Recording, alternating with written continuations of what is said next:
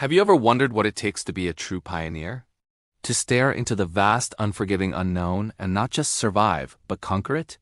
Today, we read Journeying Back in Time to follow the footsteps of one of history's just greatest explorers, the legendary Roald Amundsen.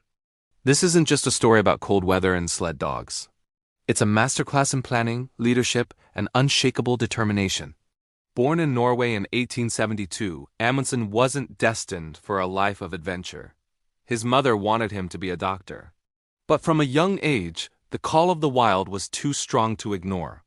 He was inspired by tales of exploration, particularly the ill-fated Franklin expedition to find the Northwest Passage.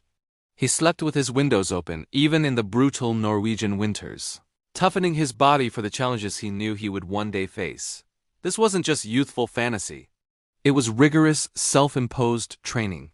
His first major test came not in the ice but on the sea. He joined the Belgian Antarctic expedition as first mate. The ship, the Belgica, became trapped in the sea ice, forcing the crew to endure the first ever winter in Antarctica.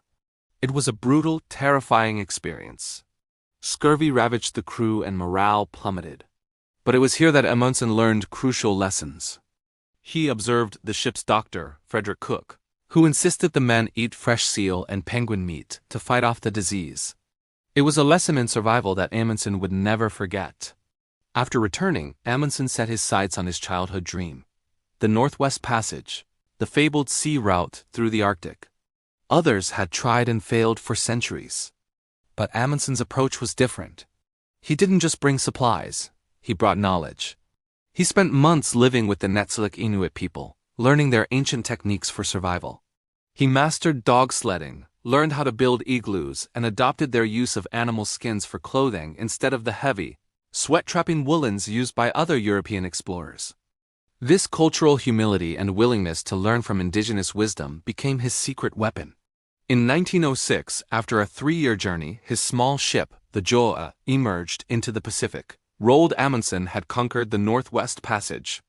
But the world was about to enter the heroic age of Antarctic exploration, and the ultimate prize was now the South Pole. The race was on. Britain's Robert Falcon Scott was already planning a massive, well-publicized expedition. Amundsen, initially planning a trip to the North Pole, secretly changed his objective. When he set sail, only his brother and the ship's captain knew their true destination. He sent a now-famous telegram to Scott: "Beg to inform you from proceeding Antarctic. Amundsen." The race had officially begun. Here, Amundsen's meticulous planning shone. While Scott relied on a mix of ponies, motor sledges, and dogs, Amundsen put his faith entirely in what he knew worked: expertly trained sled dogs and skis. He established his base, Framheim, 60 miles closer to the pole than Scott's. His team methodically laid supply depots along the route, marking them with black flags visible for miles against the white snow. Every detail was calculated, from the weight of the sledges to the nutritional content of the pemmican they ate. On October 19, 1911, Amundsen and 4 companions set off. Their journey was swift and efficient. They moved with the rhythm of the Arctic, a skill honed over years of practice. While Scott's expedition was plagued by failing equipment and dying ponies, Amundsen's team pushed forward. Finally, on December 14, 1911, they stood at the bottom of the world. They planted the Norwegian flag, a triumphant moment of quiet, calculated victory. They had done it. They spent 3 days at the pole, taking measurements to confirm their position before beginning the journey home. Tragically, Scott's party would arrive over a month later, only to find Amundsen's flag. Heartbroken and exhausted, they perished on their return journey.